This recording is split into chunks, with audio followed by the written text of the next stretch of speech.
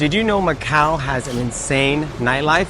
Probably not. Keep watching this vlog because I'm going to show you how crazy Macau can get at night.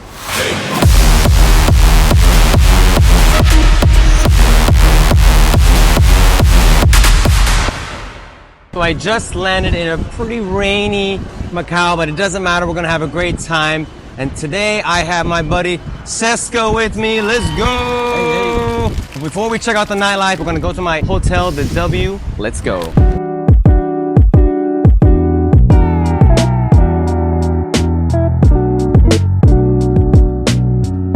Just arrived here in Macau, and the W Hotel upgraded me to this amazing suite.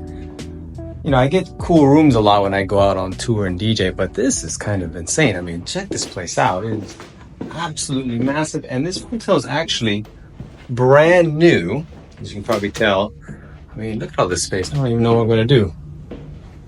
It is absolutely gorgeous. I mean, look at this view. And shout out to the W in Macau for hooking this up. This is totally crazy. Wow.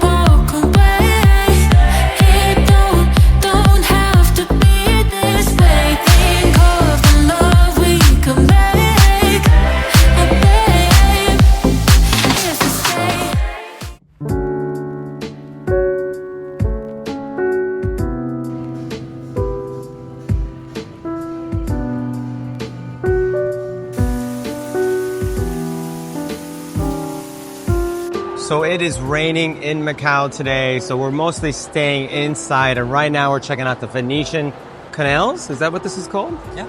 Venetian canals, and as you can see, it's quite gorgeous actually. I almost think it looks better than the one in Vegas, to be honest. Have you been to the one in Vegas? Yeah. Yeah.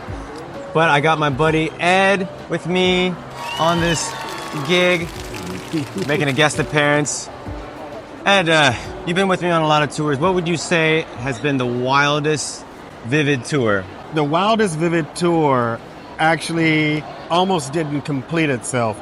And that was the tour to India and Thailand. The first part of it was Thailand, and that was okay. That was okay. Is that right? All right. We went to India, and we learned things about how you plan and promote a tour. Yes. Especially in the first time you go to that country or region. Yes. And we went to, what, 4 cities? Something like that? Something like that, yeah. Okay, 4 cities. I think we successfully completed 3. Mm-hmm, all right, the fourth one had to be, let's just say, wrapped up early. The thing about that particular tour is right at the beginning of COVID. Exactly. Right? So the Thai flights and things, everything was getting canceled. So it was a bit scary how that was happening. Yeah, it was likely that we weren't even going to be able to make it back, right? Right. And then we went to India, and everything was just pretty badly organized. Even one hotel, we got to one hotel. And they couldn't book us. They wouldn't let us in. Because they don't book foreigners, which is shocking. The organizers of the tour were also quite surprised themselves, right? Yeah. They were like, oh, what? And I'm thinking like, what, you didn't know this hotel doesn't allow... It was somewhat like being booked by a high school music producer who's trying to step up. Exactly. That's probably the kindest way of saying it. Exactly. But it was memorable, though. It was very memorable. I look back at that fondly. Yeah. I look back at all the elephants on the road, that random hotels, the hotel with the padlock locker. And the other thing that was really interesting about that is Yes, that was the last and most chaotic tour that we were on before COVID. So that meant for the next 2-3 years, no tours. It was very quiet. I look back at it finally, and now we're out here in Macau, this amazing city, to be honest. And it is great. And it is great. It is the real deal. Look at all this. So let's go see some other sites, get some food, and hopefully not get too wet.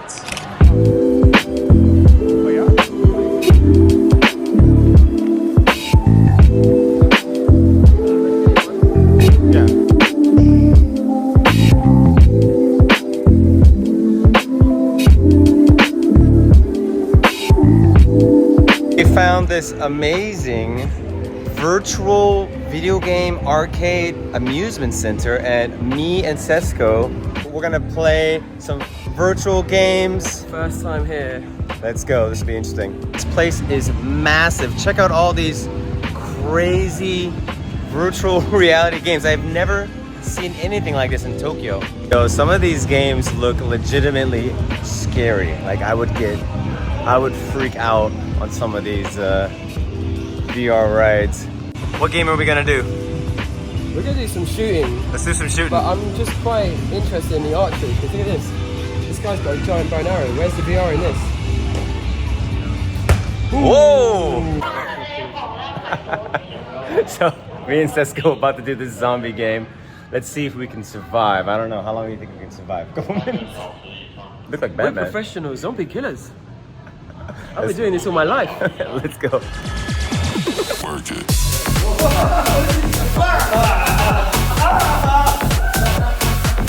This is gonna give me nightmares.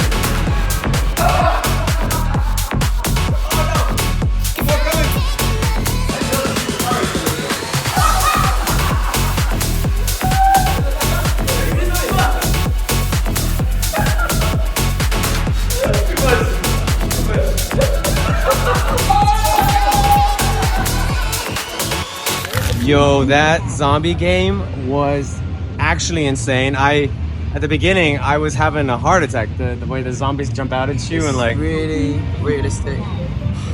Like you literally feel like you're inside a zombie movie. It felt like a nightmare to me, to be honest. I'm legit worried about my sleep tonight. But who killed more zombies? I don't know. You were doing pretty good. At the beginning, I was worthless, and we were just like pushing buttons on the train. Like, how do we move? I'll be honest. I'm still feeling a little bit like. Am I in reality or am I in virtual reality? I got no idea. Oh man, that was crazy.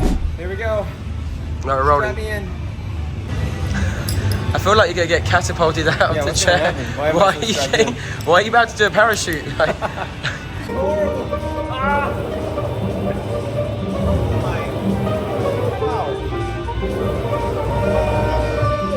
Oh, that was like a torture device. What just happened? Oh, it was just me going in loops the whole entire ride. Did you see the video? Oh, am I sweating? SESCO getting strapped in.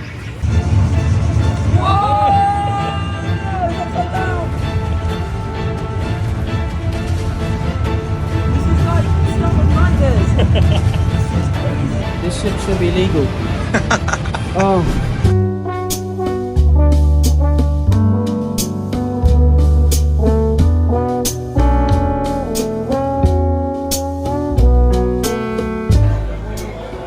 This is what I'm eating.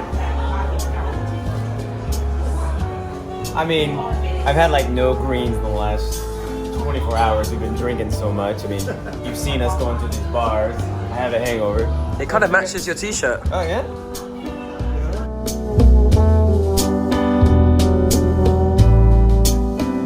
All right, so we finished dinner. I thought it was amazing. SESCO review. It was actually surprisingly really good, and I didn't think it was too expensive. I was quite surprised. Like they've got a good deal right now, 20% off if you use your Visa card, which is good. But the highlight of the dinner was the beef Wellington for me. Lovely, very delicious. Yeah. How about yourself? I thought it was great. What do you think of Gordon Ramsay's Pub and Grill? I thought it was fantastic. I enjoyed it greatly. Everything was great. What was the highlight of the dinner? I mean, all of it was good. Beef Wellington, it's a bit hard to get in Tokyo, or it's really, really expensive. Like, it's ridiculous, and it's small. And right now, we are trying to find the vehicle with Daniel. He can't find it though. And once again, I am late to sound check. This is happening again. This happened in Nanjing and it's happening in Macau. Story of my life. Okay, looks like we found the car. We were actually wondering if he actually even drove. Hey-oh, to the club. Okay, we made sound check just barely. It was crazy, but we had about 20 minutes. And now, wow, look at this insane VIP room. All right, so I'm here with SESCO. I've been going around in my vlog talking to other foreigners living in different parts of Asia and asking them their experience, how they got to where they are. And I find that super interesting. And I know SESCO's story is very fascinating. Very quickly, can you explain how you ended up here at Paraclub? But first of all, thanks for the introduction. Okay, so at the time, back in 2012, I moved to Shanghai and I was building my name up under SESCO. I rebranded myself as SESCO. I actually moved there DJing under another name called Deadlock when I was doing Deadlock, yeah. That's a pretty cool name. I was doing like drum and bass and more underground music. And then I rebranded myself as SESCO because I wanted to try and do different shows, and then the SESCO thing just started blowing up in Shanghai. And by building my name in mainland China and in Shanghai, Paraclub, well at the time was called Cubic, and the music director at the time got in touch with my manager and gave me an offer, and the rest is history. Wow. Living in Macau, have you faced a lot of challenges being a foreign DJ, or is it just, oh, they're unique? I'm guessing there are. There's many challenges, of course. What kind of challenges you face being out here? What can you say? Like in Japan, there's a system where there's like a kohai senpai system. It's a ladder, right? Okay. And they have a ranking system. It's usually based on age or how long you've been in the clubs. Almost entirely based on age, though. Yeah. And since I'm a foreigner, they don't know where to put me in this scheme, right? Just culturally, this is how it is. So I'm very much on the outside. No matter how hard I try or how much Japanese I speak, I'm the foreigner, no matter what. Of course, I experienced this as well in Macau. Like, maybe not to that same like level as what you've just described, but I do experience this all the time. At the end of the day, like, I'm a foreigner living in Macau as a DJ. Lots of people love that, but there's also going to be lots of people who might like be local who want to be in that same position, and they're not going to feel the same way about it. So I see. That's also a challenge. So it's always really important to keep everyone on side.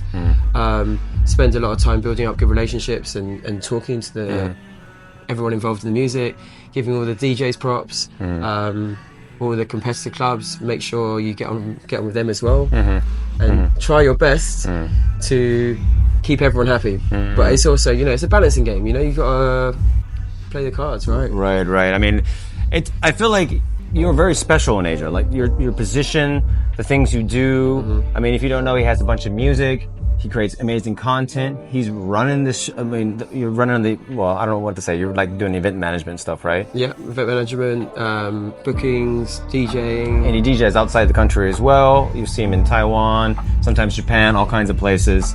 I mean, you're doing a lot. I mean, how do you balance your lifestyle? I know you have to be out a lot. How do you balance lifestyle? It's tough. I don't have a manager. I don't have a booking agent. I don't have a social media team. I'm doing it all myself. But I have full control. I haven't got anyone telling me what to do. Yeah. So I'm enjoying it, and it's a challenge, just how far can I take this? Yeah, right. No, absolutely. And I've been very fortunate that I've been able to play all over Asia, and I never planned to live in Macau. It kind of just all fell into place. Yeah. But I would say to people out there, like, unless you put yourself in those positions, it's very difficult to get those opportunities. That's true.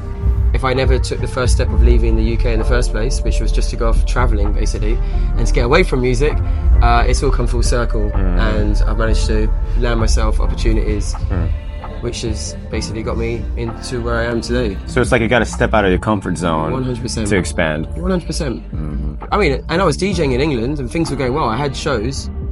I was never planning to go to Asia, but then I took that year out, went off to India, did some totally different stuff, bit of travelling, then went to like Malaysia and Singapore and Thailand, and then opportunities just started to come up, like fall at my feet kind of thing. I had my music with me, so I could say, oh, I'm a DJ, I can play, and then I could start playing. Right.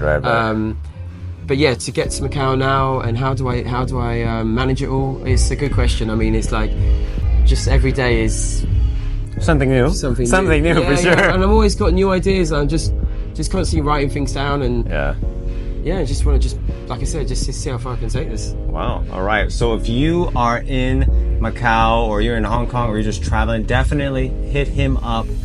Check him out when he's DJing abroad, or if you're out here, come to Paraclub. Guaranteed good time. Maybe you can hook him up with the guest list too. No problem. If you're watching this vlog and you're coming to Macau, you're coming to Paraclub, you can definitely hit me up. Yeah, I'll put you on the guest list and we'll have a good night. And maybe get a SESCO shot. Tonight you need to try the SESCO shot.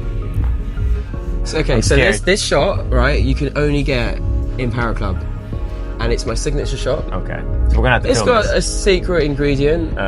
But it's based with like vodka, passion fruit, and I'm not going to tell you the rest. Okay. And it's a big hit. Like if you go to the bar and you ask for the SESCO shot, it's actually called SESCO Says. Simon says. Okay. SESCO Says. Yeah. All right, so that's the little play on. It's a winner. Okay. Check it out. We're gonna drink it later.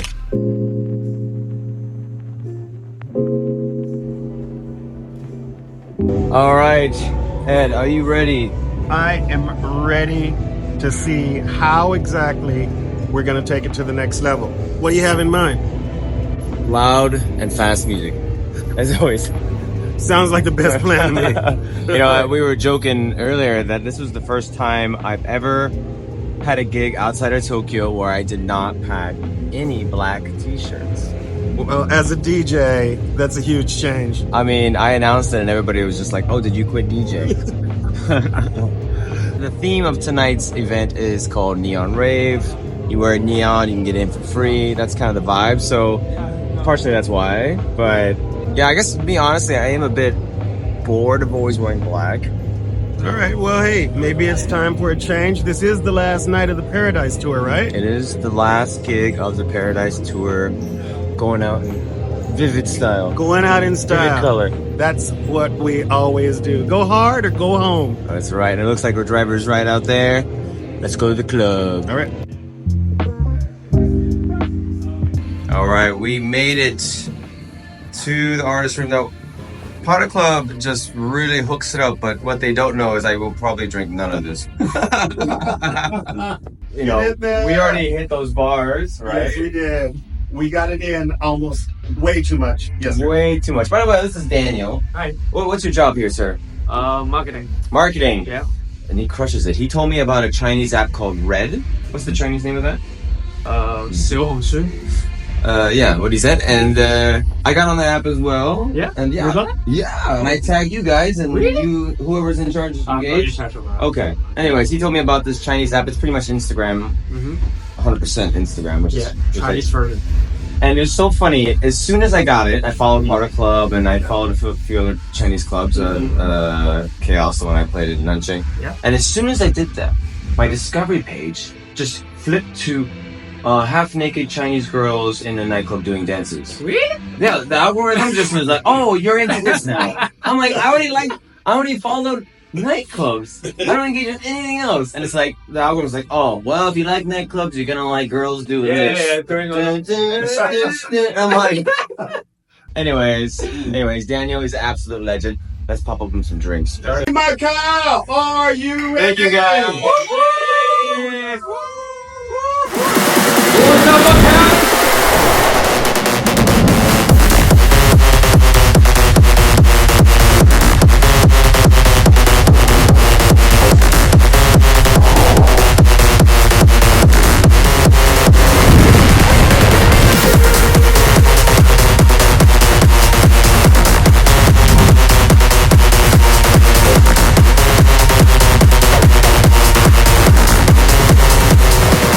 Wow, banging gig as always. I love to play at Paraclub. This club is sick. If you're in Macau, you gotta come to Paraclub. Club absolutely rocks. I mean, just look at this VIP room skull, and apparently, SESCO tells me it was modeled after himself. On a bad night out. On a bad night out. Okay, here we go. Again, killer design. I love it.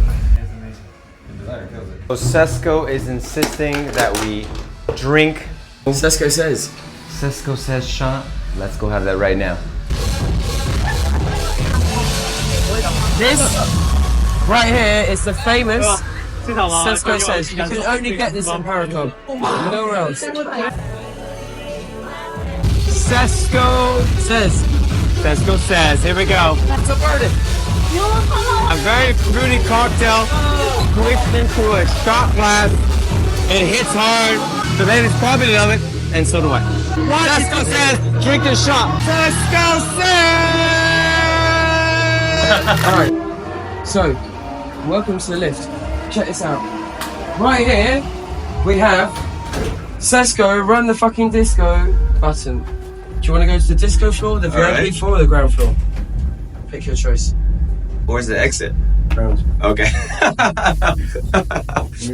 Party pooper right here. Can we just leave? Can we just get out of here? Can we leave? Woo! What a show. Love coming to Macau. Always a great time.